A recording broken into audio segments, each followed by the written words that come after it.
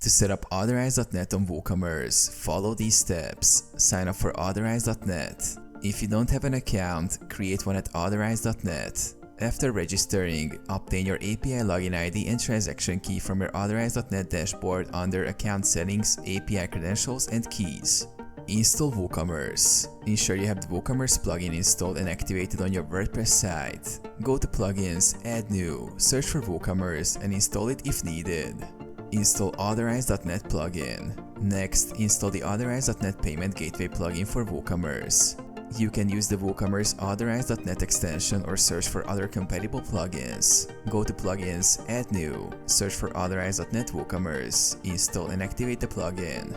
Configure the plugin. Once the plugin is activated, go to WooCommerce, Settings, Payments. Locate Authorize.net from the available payment gateways and click Setup. Enter API credentials. Enter your API login ID and transaction key from Authorize.net. Configure other settings like payment method name, test mode, and transaction type. Save changes and test. Save your settings and place a test transaction to ensure everything works correctly.